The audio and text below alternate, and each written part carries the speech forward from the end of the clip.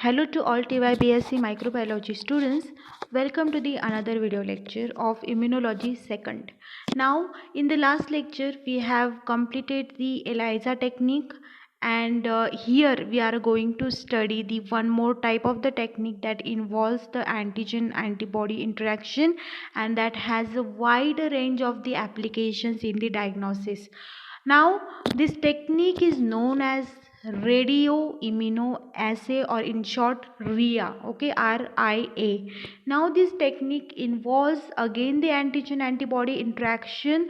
That's why this technique comes under the immunology concept. Okay, and why the radioimmunoassay? Because this technique involves the radioisotopes. Okay, now in the last technique, which was ELISA, we have seen that the ELISA uses the enzyme for the detection purpose, and in the fluorescence technique also we have seen the fluorescence is employed for the detection of antigen antibody interaction.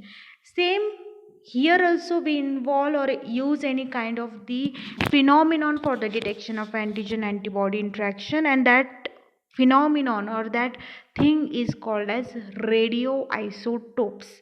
Now what are the radioisotopes? Now the radioisotopes like tritium, or it may be the iodine 125, these are the isotopes that are being used for the detection. Now what these exactly isotopes or radioisotopes does? They emit the high energy waves like or radiations like gamma radiations. Okay, and that radiations or that glow can be measured using the spectrophotometer or any kind of the technique, and that glow indicates the presence of the antibody or the antigen in the sample. Okay, now this technique is generally used for the detection of presence of the antibody in the particular sample. Now जैसे हमने वहाँ पे भी एक technique देखी थी, if you remember the competitive type of the ELISA.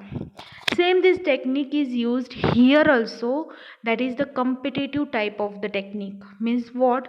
Two things are going to compete with each other for the binding, and इस binding को हम measure करेंगे, and जो bind ज़्यादा होगा उस पर हम conclude कर सकते हैं कि वो पेशेंट इन्फेक्टेड है या नहीं, या उस पेशेंट के सैंपल में कितने अमाउंट में इन्फेक्शन है, या फिर उसके सैंपल में इन्फेक्शन है भी या नहीं. We can detect that using this technique radioimmunoassay.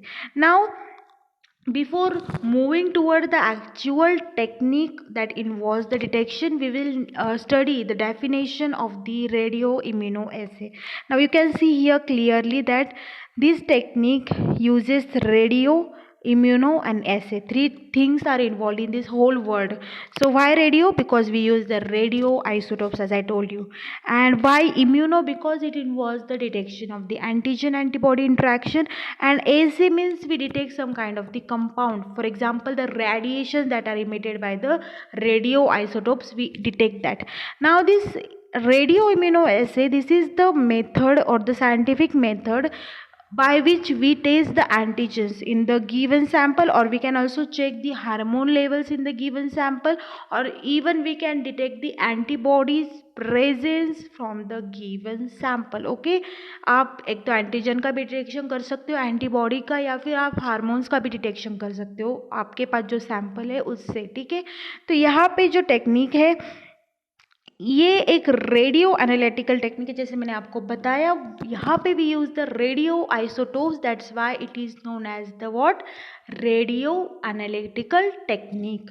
Now this technique has a very we can say very high level of sensitivity as the specificity. Okay, एक तो उसमें सेंसिटिविटी भी ज़्यादा है, मतलब इस टेक्निक से हम छोटा सा छोटा कॉन्सेंट्रेशन भी डिटेक्ट कर सकते हैं, एंटीजन का हो या एंटीबॉडी का हो.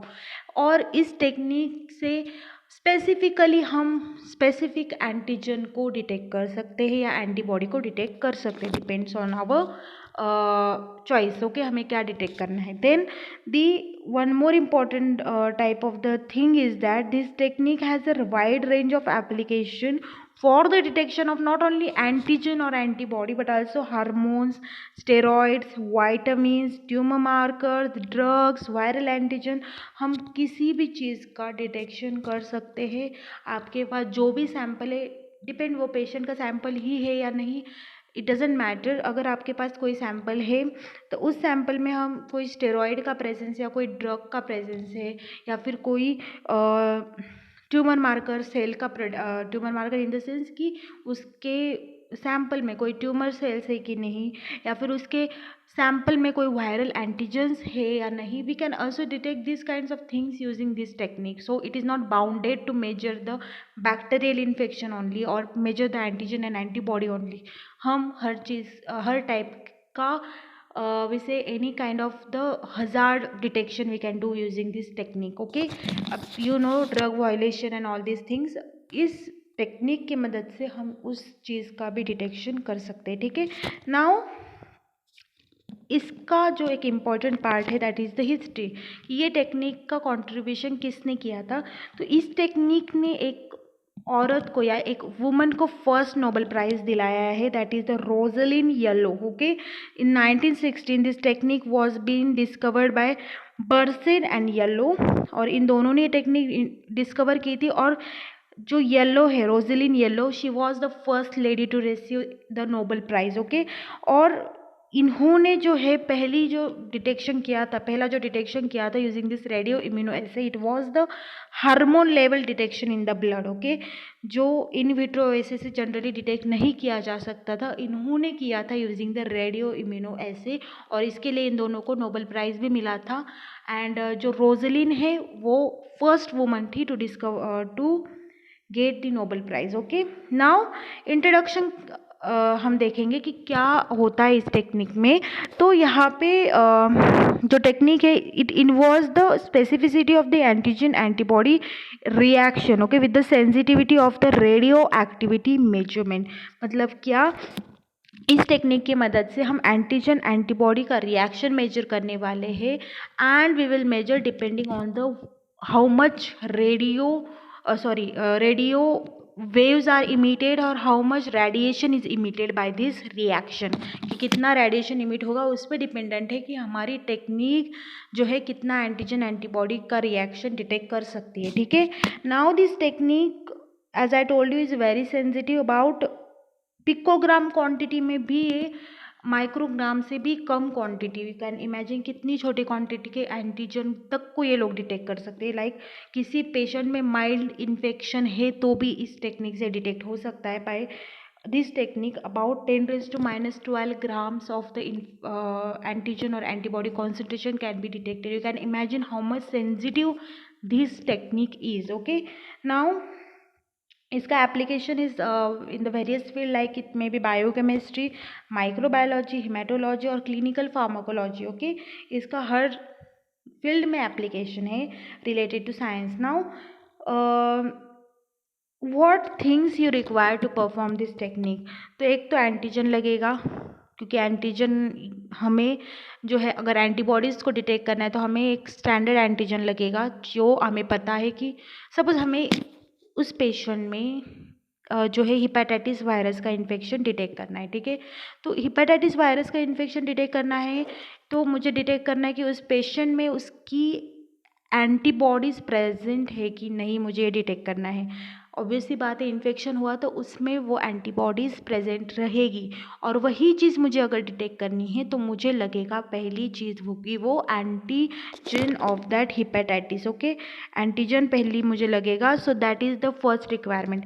Second is a tracer. Tracer मतलब क्या, कि ये जो रिएक्शन है इसको ट्रेस करने वाला कोई सब्सटेंस, वो कौन है फिर यहाँ पे, रेडियो आइसोटोप। ठीक है, वहाँ पे मुझे रेडियो आइसोटोप लगने वाला है। Then I need antibody. Antibody भी दो प्रकार की, अब एंटीबॉडी दो होगी, एक वो पेशेंट के सैंपल में होगी, that will be the primary antibody.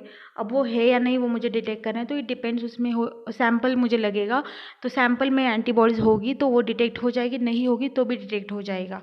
ठीक है, देन दूसरी चीज़, ऐसी एंटीबॉडीज़, स्टैंडर्ड एंटीबॉडीज जो उस एंटीजन के अगेंस्ट है, मुझे पता है वो है, तो वो कौन सी एंटीबॉडी, जिनको मैं ट्रेसर लगाने वाली हूँ, उसको मैं आइसोटोप लगाने वाली हूँ, ऐसी एंटीबॉडीज़ मुझे चाहिए। एक तो मैं लैब में बना सकती हूँ यूजिंग द हाइब्रिडोमा टेक्निक, और इधर आई कैन टेक जो हमें लाइक आर्टिफिशियली मिल जाएगी कहीं पे भी, तो ये एंटीबॉडीज़ मुझे चाहिए, ठीक है। उसको मैं किससे लेबल करूँगी, विद द रेडियो आइसोटोप। जैसे मैंने एलाइजा में लेबलिंग किया है, या हम लेबलिंग करते हैं एलाइजा में, वैसे ही यहाँ पे आपको किससे लेबल करना है, using the radioisotope we are going to label the antibodies, ठीक है। उसको हम बोलते हैं सेकेंडरी एंटीबॉडीज़।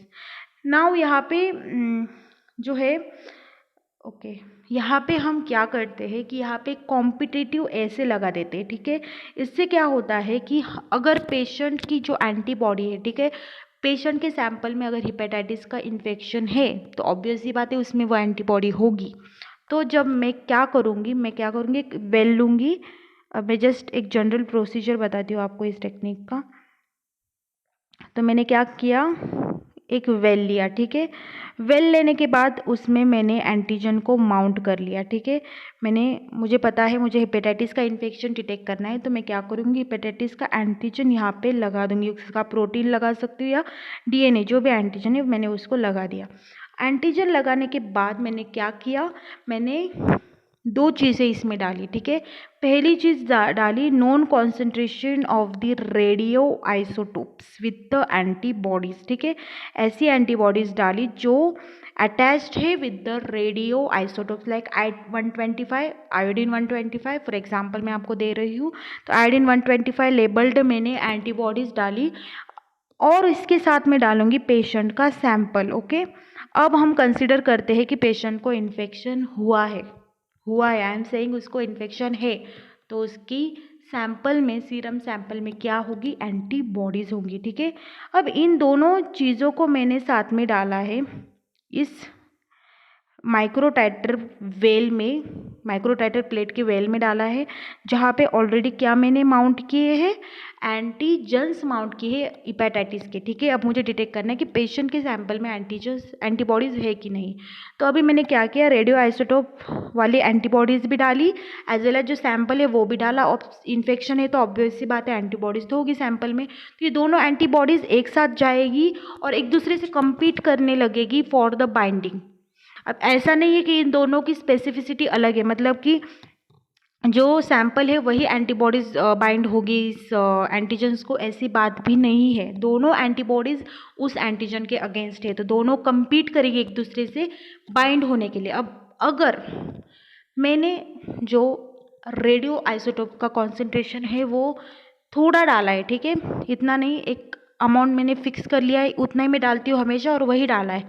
लेकिन अभी पेशेंट का इन्फेक्शन जो है उसकी क्वांटिटी बहुत ज़्यादा है, ठीक है, तो ऑब्वियस सी बात है उसके सैंपल में बहुत सारी एंटीबॉडीज़ होगी, और वही एंटीबॉडीज़ क्या होगी, यहाँ पे ज़्यादा बाइंड होंगी। सपोज यहाँ पे मैंने 3 एंटीजन्स लगाए हैं, तो 2 एंटीजन्स पे जो पेशेंट के सैंपल में एंटीबॉडीज़ है वो जाके बाइंड होगी, और एक ही एंटीबॉडी कौन सी बाइंड होगी, रेडियो आइसोटोप वाली।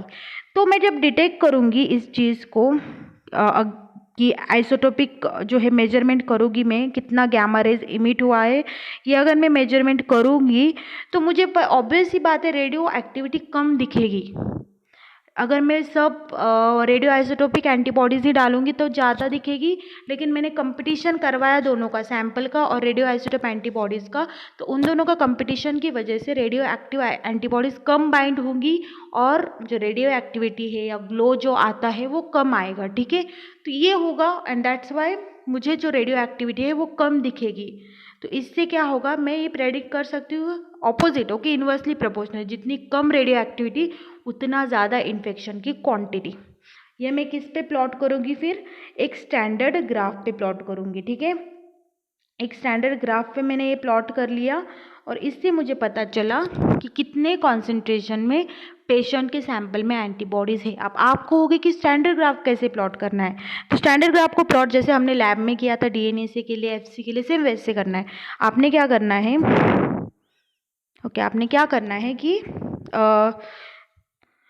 आपने माइक्रोटाइटर प्लेट ली, ठीक है, माइक्रोटाइटर प्लेट ली, और उसमें आपने क्या लिया, उसमें आपने डाले पहले तो एंटीजन्स, ठीक है, पहले एंटीजन का नॉन कॉन्सेंट्रेशन इस माइक्रोटाइटर में प्लेस किया, ठीक है।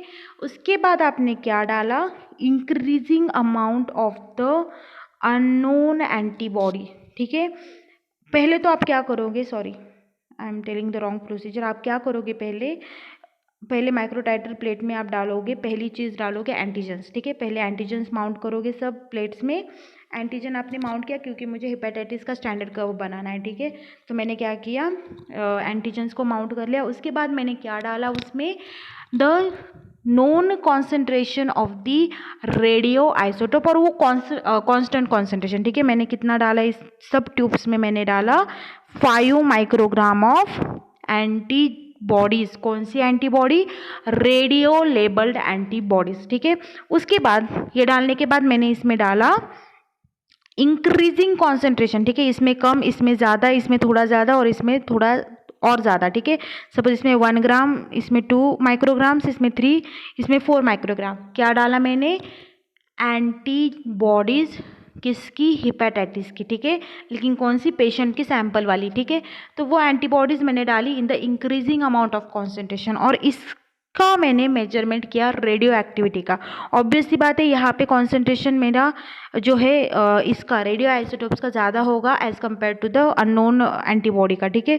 इसमें इसका कॉन्सेंट्रेशन थोड़ा सा बढ़ जाएगा अननोन एंटीबॉडीज़ का, इसमें और ज़्यादा बढ़ जाएगा, और इसमें मैक्सिमम किसका होगा, लास्ट वेल में जो अनलेबल एंटीबॉडीज़ है उनका ज़्यादा कॉन्सेंट्रेशन होगा। तो इसकी वजह से रेडियो आइसोटोप की एक्टिविटी सबसे कम आपको लास्ट वेल में दिखेगी, ठीक है।